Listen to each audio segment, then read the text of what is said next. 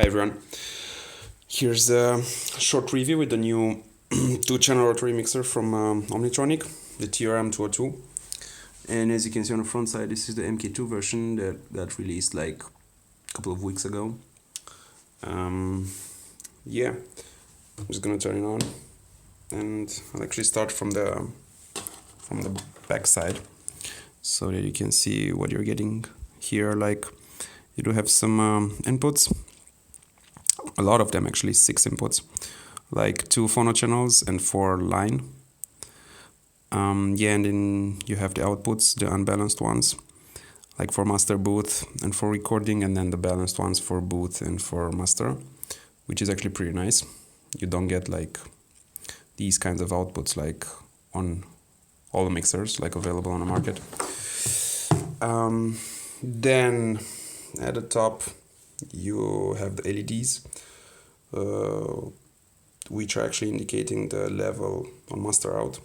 The thing to note here is that if you're, for example, queuing channel number 2, so you're hearing that in your headphones, you cannot see the level on these LEDs. So these work just with master out. Then the 3-band isolator is here, which is fun.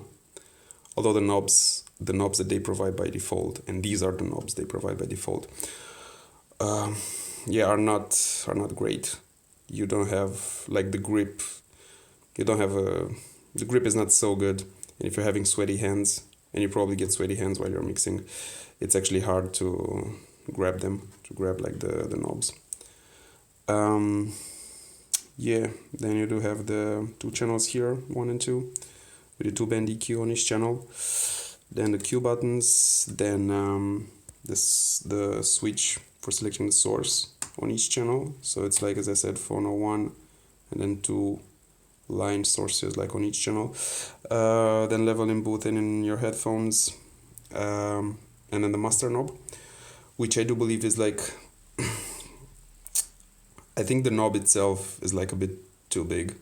Normally it should have the size of the knobs that you find like on the Isolator, which applies in this case, but I think the knob itself sits like too close to the Isolator. So I've been playing like for a couple of hours already on this mixer, and I've noticed that I was able to adjust the master volume while going a bit crazy on the Isolator. So it is possible, and it's something that you probably don't want to do. Like I did it accidentally, so yeah, this is not great. Then on the front side, you're getting the mic input here, and then the knob for adjusting the mic level, and then on the right side you get the PFL headphone, that knob for actually blending between master and the channel that you're actually queuing. And the channel you're actually queuing can be, of course, like 1 and or 2. Also on the right side of the mixer you're getting like a bonus, but I think it's not great. So you have 2, I can't call them knobs because they are more like 2 screws for controlling the gain on the phono channels. So if you're playing from vinyl, from turntables, you can do that. Although on rotary mixers you don't really get like dedicated knobs for controlling the gain on each channel, and even if you get them somewhere like on the main board. So in this case they are like on the right side, and it's like really hard to reach them using your hands. So if you're playing live and you really want to adjust the gain, it's almost impossible. I don't know why they put them there. I'm just gonna go ahead and play like something so that you can see how it sounds. And I have to tell you, it sounds pretty nice for what you're paying. I think it sounds really good.